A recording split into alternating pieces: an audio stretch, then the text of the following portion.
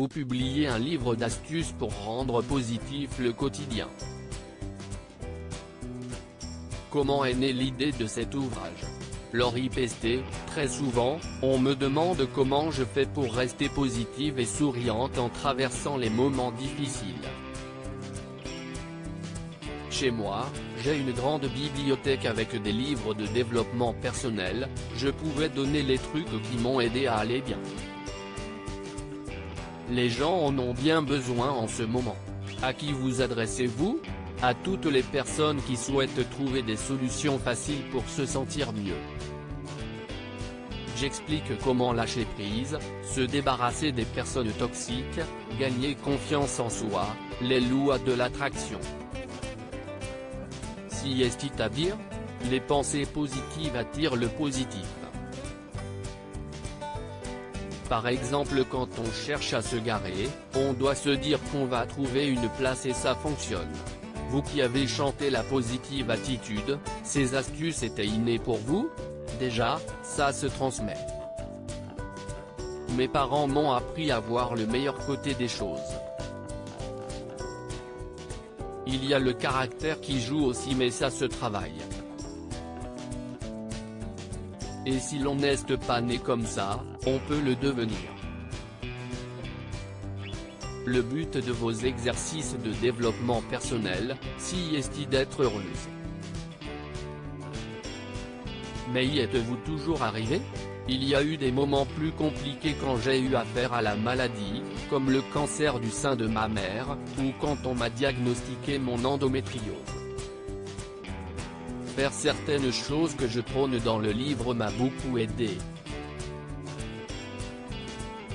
Le 12 août dernier, vous êtes devenue maman d'une fille que vous avez prénommée Nina. Vous vous êtes battue et cela a fonctionné. Si est tout moi. J'ai pris le taureau par les cornes et j'ai fait ce qu'il fallait. Je savais que j'allais passer par des épreuves compliquées mais j'allais y arriver. Elle sourit, comme vous le préconisez, vous avez formulé « Je veux tomber enceinte ?» Exactement. Si est vrai pour ma vie personnelle mais aussi pour ma vie professionnelle. Mon arrivée dans Demain nous appartient tenait la preuve.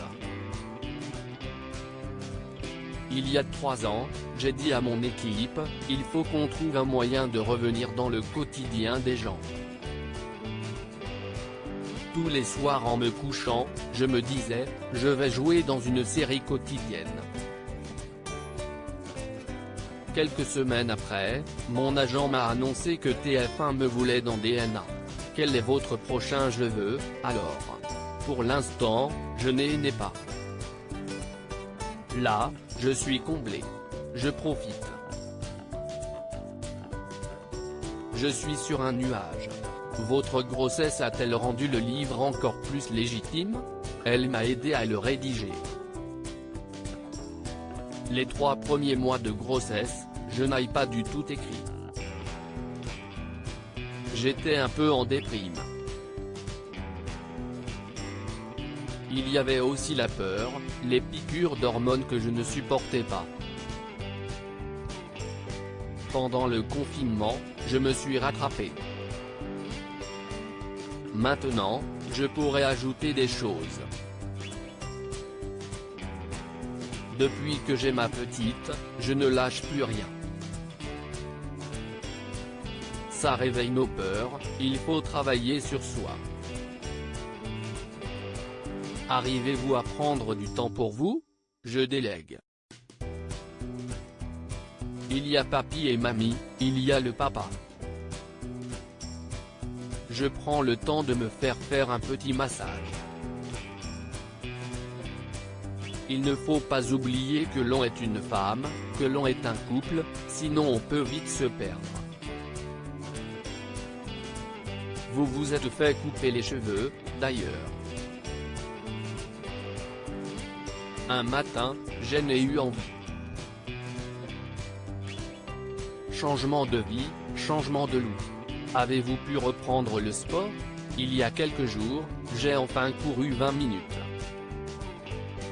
Je voulais m'y mettre plus tôt mais il fallait attendre quelques mois après avoir accouché.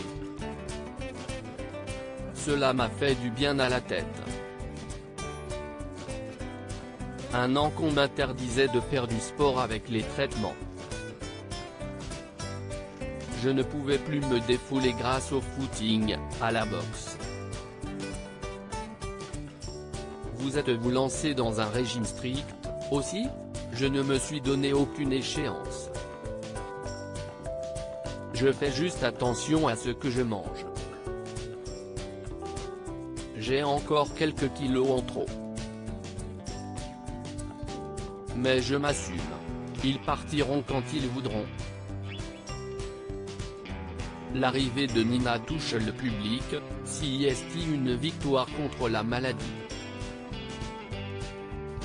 Pourquoi avoir si peu communiqué sur votre grossesse et cette naissance?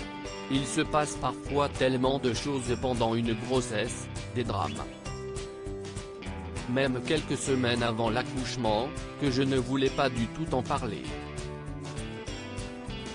Maintenant, si je peux donner de l'espoir à des femmes atteintes de la même maladie que moi, si est-il bien. Vous avez beaucoup échangé sur le sujet avec Laetitia Milo, qui souffre d'endométriose comme vous? Je lui dois beaucoup. Je l'avais invitée à tourner un clip que je produisais pour un hôpital pour enfants dont je suis la marraine. Après le tournage, je lui ai confié que j'avais la même maladie qu'elle. Je ne savais pas quoi faire, elle m'a aiguillé vers Endo-France, m'a donné les contacts des bons médecins. Grâce à elle, j'ai pu faire les opérations à temps. À 1 ou 2 mois près, cela aurait pu être trop tard pour moi. Qu'est-ce ce que cette maternité a changé en vous? Avant, il me manquait quelque chose pour être vraiment heureuse. Maintenant, il ne manque plus rien à mon bonheur. Franchement, tout est là. Je vis pleinement le moment présent. Comptez-vous revenir dans Demain nous appartient? Je reviendrai dans DNA l'an prochain, en 2021, si est sûr. Juste pas au même rythme qu'avant. Je laisse au scénariste le temps d'écrire mon retour.